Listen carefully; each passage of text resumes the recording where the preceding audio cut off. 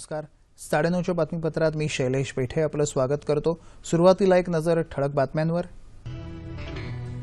भारतातल्या make in इंडियासह अन्य योजनांमध्येही गुंतवणूक करण्याचं राष्ट्रपतींचं चीनच्या उद्योजकांना आवाहन.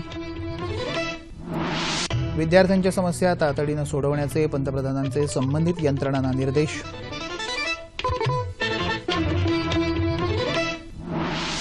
₹11,000 कोटी रुपयांच्या रेल्वे प्रकल्पांना केंद्रीय मंत्रिमंडळाची मंजुरी. पुणे मिरज लोंढा प्रकल्पाचाही समावेश. देशभरात 5 IIT स्थापण्याचा तसंच भांडवली वस्तू उत्पादन वृद्धीसाठी पहिलं धोरण आखण्याचा केंद्र सरकारचा निर्णय. आर्थिक गैरव्यवहार प्रकरणी अटकेत असलेले छगन भुजबळ आणि समीर भुजबळ यांच्या न्यायालयीन कोठडीत वाढ. 12वी परीक्षेचा राज्याचा निकाल 86%. यंदाही मुलींची बाजी. कोकण विभाग अग्रक्रमावर. मच्छीमारांच्या समस्या सोडवण्यासाठी धोरण आखण्यात येत असल्याची मुख्यमंत्र्यांची माहिती.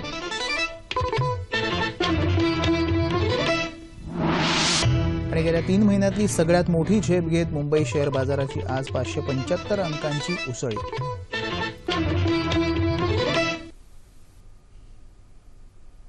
पाहूया सविस्तर वृत्त. चीनच्या उद्योजकांना भारतात उद्योगसुलभ वातावरण मिळेल अशी ग्वाही देत राष्ट्रपती प्रणव मुखर्जी यांनी उद्योजकांना मेक इन इंडियासह अन्य योजनांमध्ये गुंतवणूक करण्याचं आवाहन केलं आहे.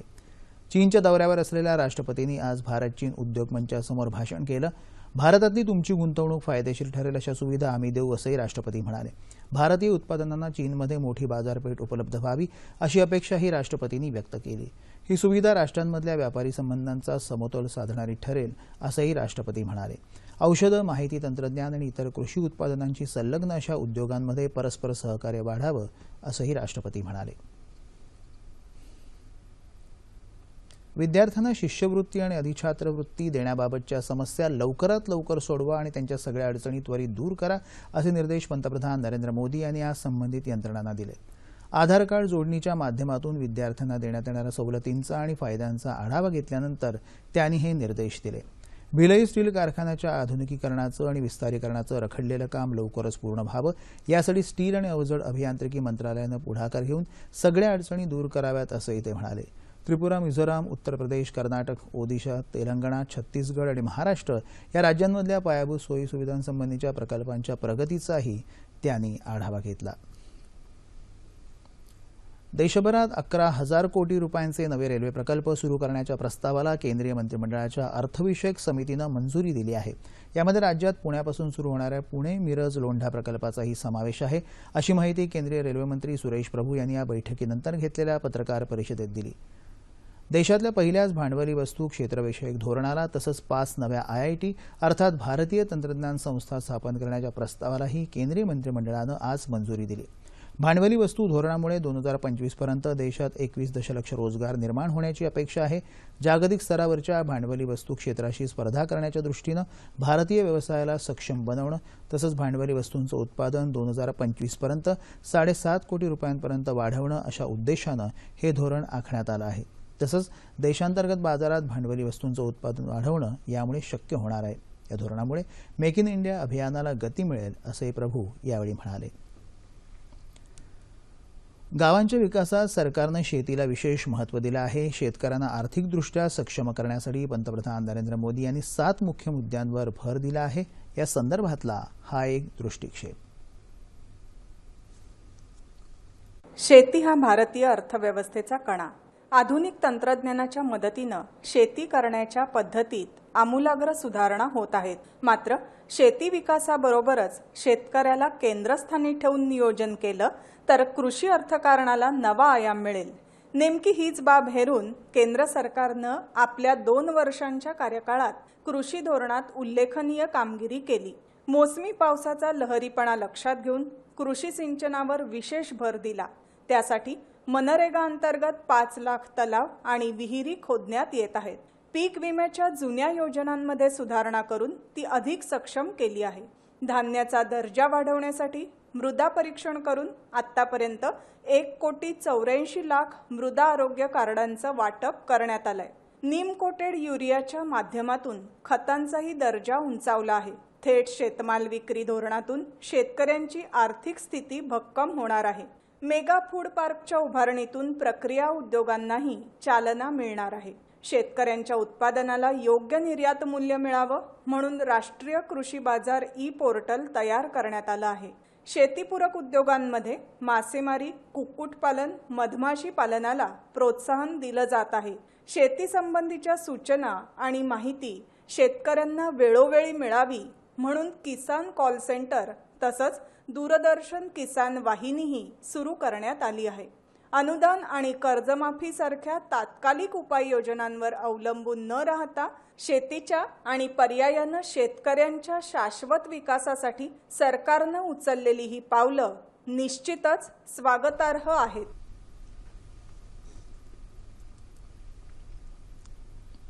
सरकारनं कृषी क्षेत्राबाबत अवलंबलेला दृष्टिकोन आणि उचललेली पावलं याविषयी अधिक चर्चा करण्यासाठी इंडियन चेंबर ऑफ ॲग्रिकल्चरचे अध्यक्ष कृषीभूषण शिवनाथ बोरसे आज आपल्या स्टुडिओत आले आहेत.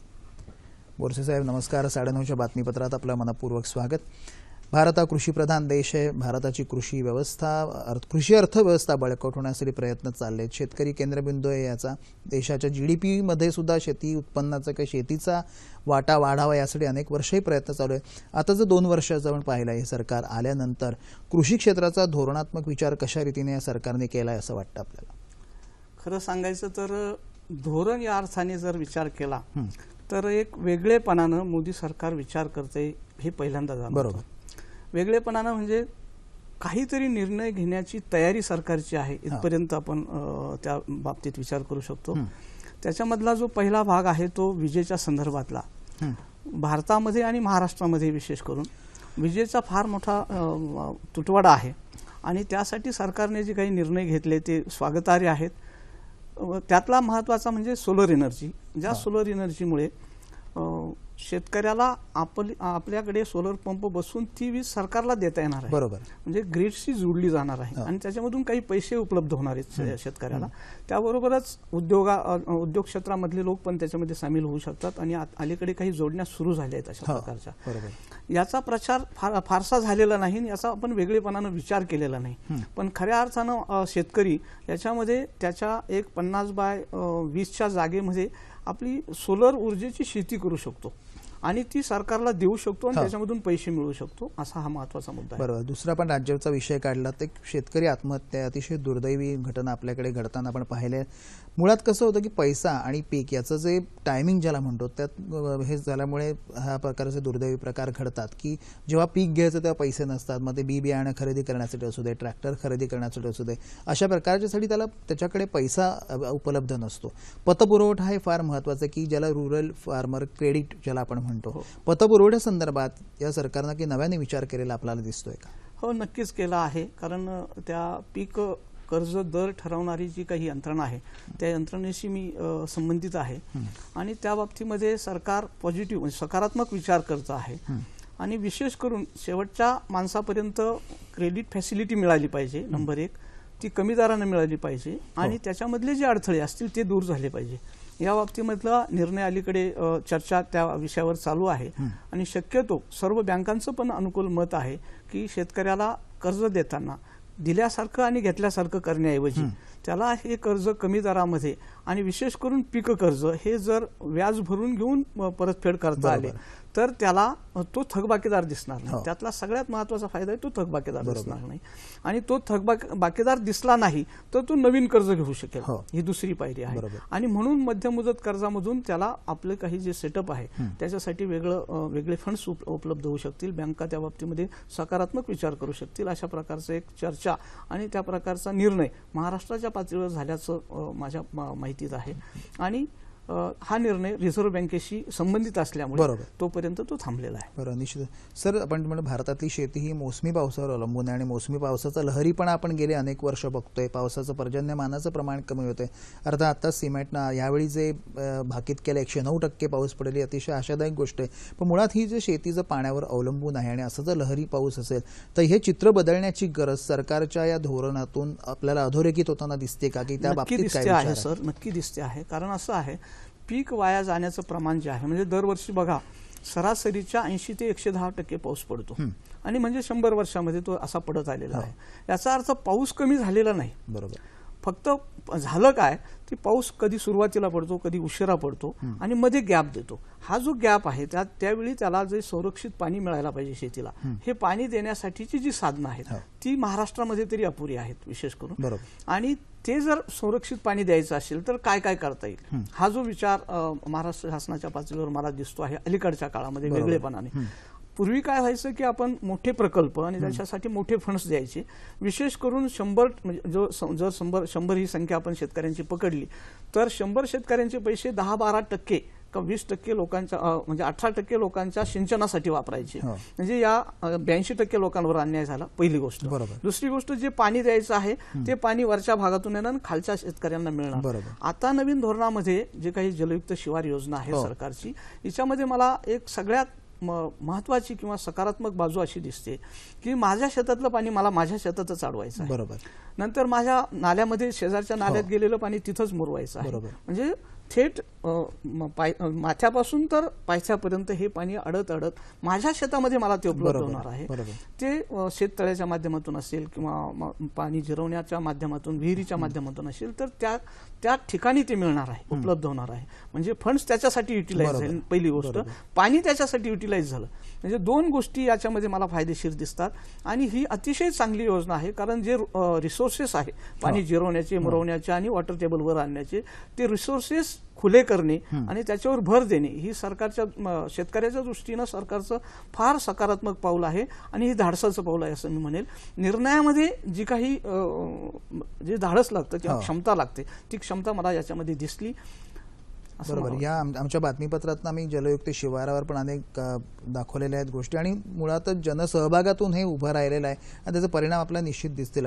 प्रधानमंत्री कृषी सिंचन योजना जी आहे त्यात काही सुधारणा आपल्याला आवश्यक वाटतात का? आपण एकूण शेती क्षेत्राचा जर विचार केला तर कुठेतरी एक फूड सेल्फ सफिशियन्सीपासून ते फूड सिक्युरिटीपासून ते जागतिक अन्नधान्याची बाजारपेठ इतका व्यापक विचारात केलेला आहे. तर कृषी सिंचन म्हणजे सिंचनातला फार महत्वाचा भाग आहे. कृषी सिंचन योजनेत काही आणखी आपल्याला सुधारणा आवश्यक वाटतात, नक्कीच वाटतात. कारण सिंचनामध्ये सगळ्यात पहिली गोष्ट म्हणजे आता फ्लड सिंचन, आता ही व्यवस्था कालबाह्य झाली.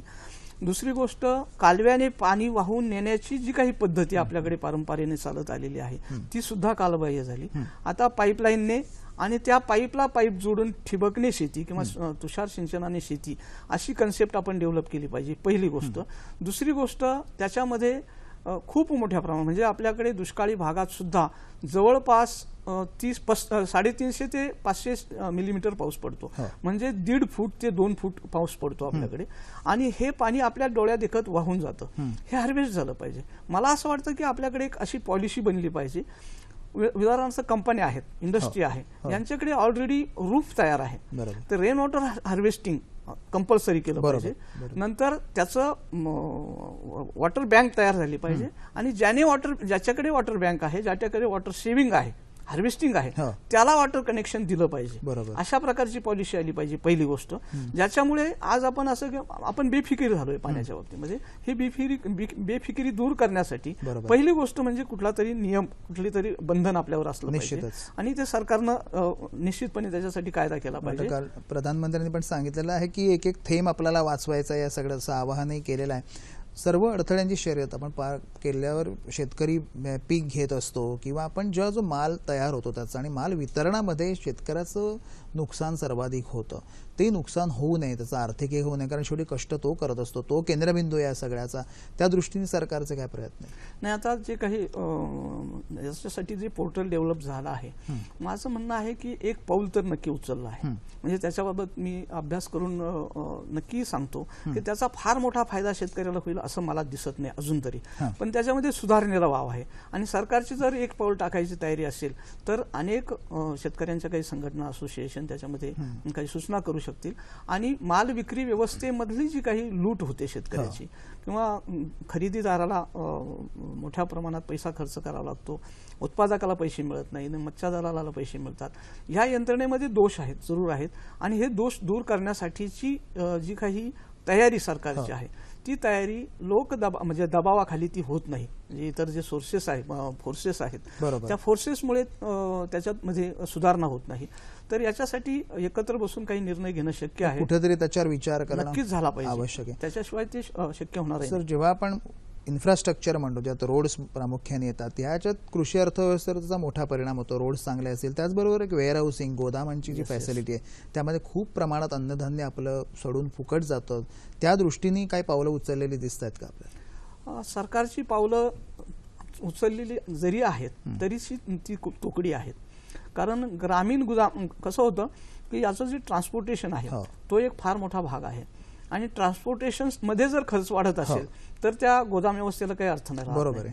त्याच्यामुळे ग्रामीण भागामध्ये जर ग्रामीण गोदाम योजना जर आली आणि शेतकऱ्याचं धान्य वेअर हाऊसिंगच्या पद्धतीने जर त्याला तिथं तारण ठेवता आलं तर पैसे उपलब्ध होतील आणि तेजीच्या काळामध्ये त्याला ते विकता येईल. अशा प्रकारची व्यवस्था उभं राहण्याची गरज आहे. बरोबर. आपण पहिल्यापासून आपल्या मुलाखतीला सुरू होते त्यापासून आपण बघितलं की शेतकरी ह्याचा केंद्रबिंदू पाहिजे. पण आपण बघतो नैसर्गिक संकट, म्हणजे गारपीट असेल, अवर्षण असेल, अतिवृष्टी असेल, यामुळे पहिला ज्याला त्रास होतो, नुकसान होतं, शेतकरी. तुम्ही जसं म्हणता तसं की एक रिस्क पेक्षा सुद्धा एक डिझास्टर त्या गोष्टी ते याच्यात आहे.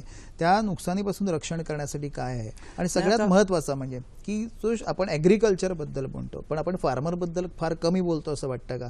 आणि हे जे उपाय सगळे सरकार करतायत ते तात्कालिक ठरू नये, ते दीर्घ मुदतीचे, दीर्घ काळापर्यंत राहावे, यासाठी काय दिसतं? नाही, आता सरकारची काही पावलं जी अलीकडच्या काळात पडत आहेत, विशेष करून 1 वर्षाच्या काळात, आधीच्या वर्षी तर मला ती जाणवली नाही कारण त्याच्यामध्ये काही त्रुटी नक्कीच होत्या. पण शेतकऱ्यांच्या बाबतीमध्ये 1 वर्षाच्या काळामध्ये काही सकारात्मक पावलं उचलली जात आहेत, हे नक्की आहे.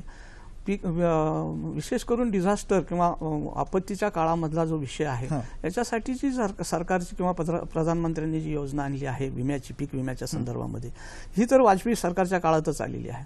त्याच्यामध्ये 3-4 वेळा दुरुस्त्या पण झाल्या. ह्या दुरुस्त्या पुरेशा नाहीत. पहिली गोष्ट म्हणजे विमा ही कन्सेप्ट रिस्क मॅनेजमेंटवर आधारलेली आहे. शेतीमध्ये रिस्क नसते, डिझास्टर असतं आणि डिझास्टर हे रिस्कने कव्हर होऊ शकत नाही. डिझास्टर हे राष्ट्रीय आपत्ती आहे आणि राष्ट्रीय आपत्तीला राष्ट्रीय फंडांमधून किंवा सरकारच्या कोशामधूनच ते फंड्स दिले गेले पाहिजेत. आणि ते कसं द्यायचं, काय द्यायचं वेगळा विषय, पण विमा ही कन्सेप्ट तिथं लागू होत नाही.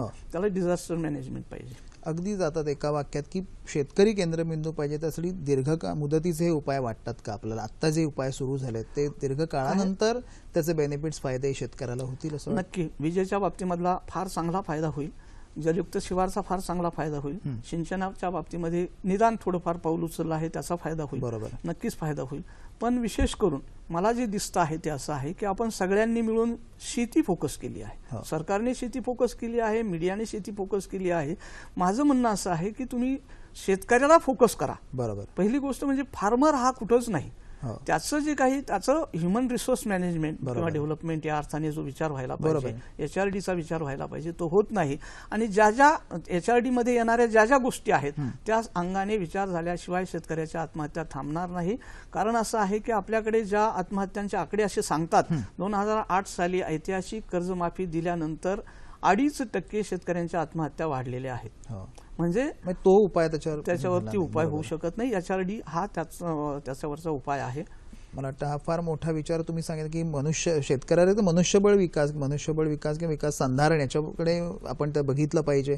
पण निश्चितच मला वाटतं सरकार यावरही हे करेल. त्या दृष्टीने आम्ही थोडं काम केलेलं आहे आणि सरकारला आम्ही सादर पण करतो आहोत. आम्ही शेतकऱ्यांच्या आत्महत्या कशा रोखता येतील त्याच्यासाठीचा हा शोध प्रबंध 10 वर्ष खपून तयार केलेला आहे आमच्या संस्थेने आणि तो आम्ही लवकरच सरकारला सादर करतो. निश्चितच सरकार फार या बाबतीत सुद्धा ओपन आहे, निश्चितच याचा विचार करतील. बोरसे साहेब, आज आपण 9:30च्या बातमीपत्रात सहभागी झाल्याबद्दल मनपूर्वक धन्यवाद. देशात युरियाचा तुटवडा आणि युरियाची भाववाढी झालेली नाही अशी माहिती केंद्रीय रसायन आणि खत राज्यमंत्री हंसराज अहिर यांनी दिली आहे. भविष्यात युरियाची भाववाढ करण्याचा सरकारचा विचार नाही, तसंच कोणत्याही खतांचे दर वाढवल्यास संबंधितांविरुद्ध कठोर कारवाई केली जाईल असंही अहिर म्हणाले. नागपूर इथं आज घेतलेल्या पत्रकार परिषदेत ते बोलत होते. सरकारी दवाखाने, जिल्हा रुग्णालयांमध्ये लवकरात लवकर जेनेरिक औषधांची दुकानं सुरू केली जातील असंही त्यांनी सांगितलं.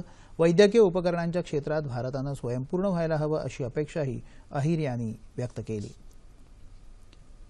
आर्थिक गैरव्यवहार प्रकरणी अटकेत असलेले माजी उपमुख्यमंत्री छगन भुजबळ आणि त्यांचे पुतणे माजी खासदार समीर भुजबळ यांच्या न्यायालयीन कोठडीत 7 जूनपर्यंत वाढ करण्यात आली आहे. मुंबईतल्या विशेष पीएमएलए म्हणजेच हवाला प्रतिबंधक कायदा न्यायालयानं हा निर्णय दिला. या दोघांची कोठडी संपल्यामुळे त्यांना आज न्यायालयात हजर करण्यात आलं होतं. या प्रकरणाचा तपास सुरू असल्यानं कोठडीची मुदत वाढवून द्यावी अशी विनंती ईडीच्या वकिलांनी केली होती. राज्य माध्यमिक आणि उच्च माध्यमिक मंडळातर्फे फेब्रुवारी-मार्च 2016 मध्ये घेण्यात आलेल्या 12वीच्या परीक्षेचा निकाल आज जाहीर झाला. यंदा निकाल 86.60% लागला असून तो गेल्या वर्षीपेक्षा 4.66% कमी आहे. यंदा या निकालात मुलींनी बाजी मारली. कोकण विभागाचा निकाल सर्वाधिक म्हणजे 93.29% तर सर्वात कमी निकाल नाशिक विभागाचा 83.99% इतका लागला आहे. राज्य शिक्षण मंडळाच्या 9 विभागीय मंडळातर्फे घेण्यात आलेल्या परीक्षेला 13,19,754 विद्यार्थी बसले होते. त्यापैकी 11,42,882 विद्यार्थी उत्तीर्ण झाले. 457 महाविद्यालयांचा 100% निकाल लागला आहे तर 36 महाविद्यालयांचा निकाल 0% लागला आहे. येत्या 3 जून रोजी विद्यार्थ्यांना गुणपत्रिका संबंधित कनिष्ठ महाविद्यालयात वितरित केल्या जातील अशी माहिती मंडळाचे अध्यक्ष गंगाधर म्हामणे यांनी आज पुण्यात घेतलेल्या पत्रकार परिषदेत दिली.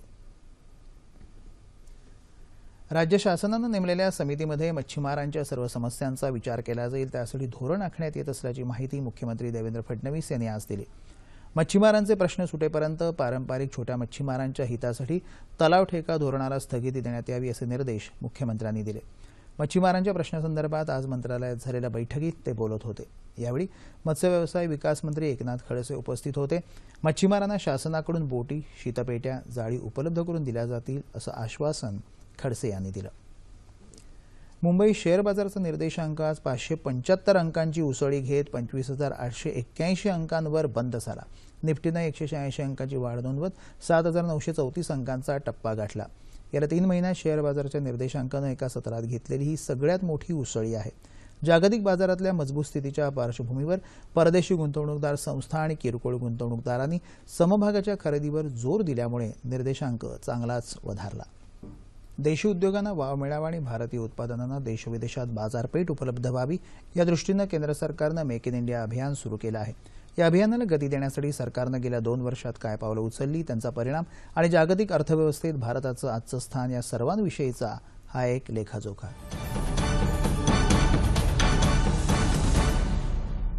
भारतात रोजगार आणि गुंतवणूक वाढावी यासाठी पंतप्रधान नरेंद्र मोदी यांनी मेक इन इंडियाचा नारा दिला होता.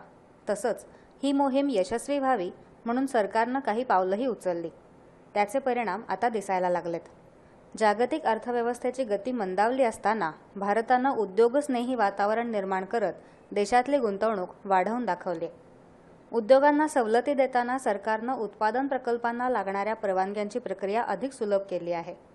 या अंतर्गत 25 महत्त्वाच्या क्षेत्रांसाठीची प्रक्रिया सोपी केली गेली. यात वाहन उद्योग, जैवतंत्रज्ञान, रसायन, संरक्षण सामुग्री, इलेक्ट्रॉनिक्स, अन्न प्रक्रिया, तेल आणि नैसर्गिक वायू तसंच खाण क्षेत्रांचा समावेश आहे. मेक इन इंडिया अंतर्गत भारतात थेट परदेशी गुंतवणुकीत तब्बल 48% वाढ झाली आहे. त्याशिवाय 15 विविध कंपन्यांमध्ये थेट परदेशी गुंतवणुकीला सरकारनं मंजुरी दिली आहे. यात माहिती तंत्रज्ञान, विमा, औषध निर्माण, संरक्षण, आरोग्य अशा क्षेत्रांचा समावेश आहे. आंतरराष्ट्रीय क्षेत्रात गुंतवणुकीची क्रमवारी निश्चित करणाऱ्या संस्थेच्या अहवालानुसार या क्रमवारीत भारतानं 15व्या स्थानावरून 9व्या स्थानापर्यंत झेप घेतली आहे. भारतातलं उद्योगविषयक वातावरण, धोरणं यात सुधारणा झाल्यामुळे 2014-15 या वर्षात भारतात 41,223 दशलक्ष डॉलर्सची गुंतवणूक झाली. 2016 मध्ये एकूण गुंतवणुकीनं 63 अब्ज डॉलर्सचा आकडा पार केला आहे. यात मेक इन इंडियाचा महत्त्वाचा वाटा आहे. मेक इन इंडियामुळे लघु आणि मध्यम उद्योगांना नवसंजीवनी मिळाली आहे. या क्षेत्रातल्या औद्योगिक विक्रीत लक्षणीय वाढ झाली आहे. तयार उत्पादनांच्या क्षेत्रात 2014-15 या वर्षात 9.5% तर सेवा क्षेत्रात 15.5% पर्यंत वाढ झाली आहे.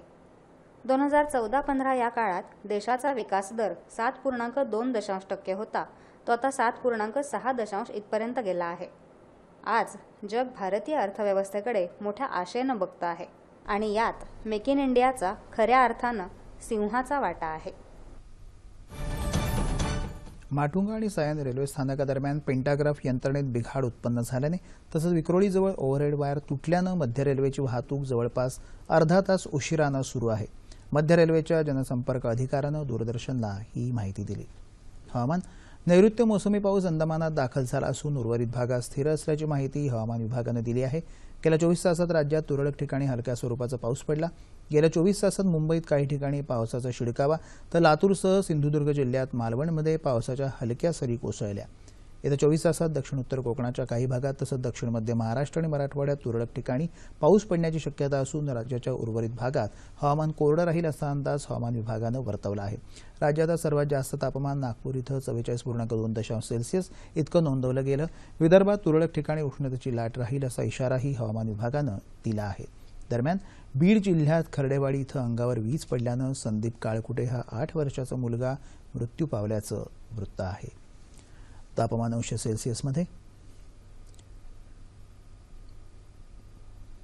मुंबई कमाल 35, किमान 29, नागपूर 44-31, पुणे 35-25, औरंगाबाद 39-25,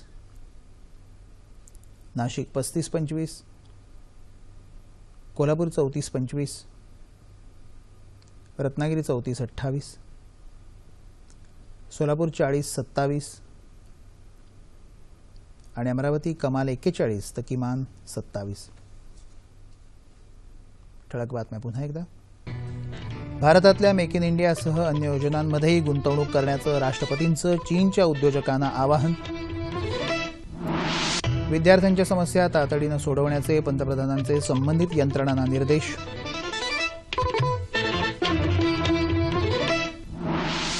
₹11,000 कोटी रुपयांच्या रेल्वे प्रकल्पांना केंद्रीय मंत्रिमंडळाची मंजुरी. पुणे मिरज लोंढा प्रकल्पाचाही समावेश. देशभरात 5 IIT स्थापण्याचा तसंच भांडवली वस्तू उत्पादन वृद्धीसाठी पहिलं धोरण आखण्याचा केंद्र सरकारचा निर्णय. आर्थिक गैरव्यवहार प्रकरणी अटकेत असलेले छगन भुजबळ आणि समीर भुजबळ यांच्या न्यायालयीन कोठडीत वाढ.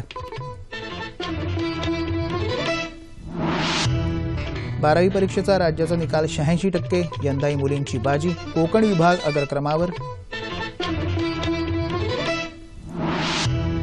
मच्छीमारांच्या समस्या सोडवण्यासाठी धोरण आखण्यात येत असल्याची मुख्यमंत्र्यांची माहिती.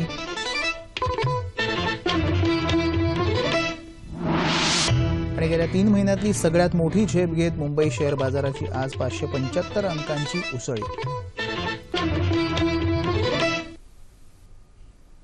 याबरोबरच हे बातमीपत्र संपलं. पुन्हा भेटूया उद्या सकाळी 8:30 वाजता आपल्या सह्याद्री वाहिनीवर. नमस्कार.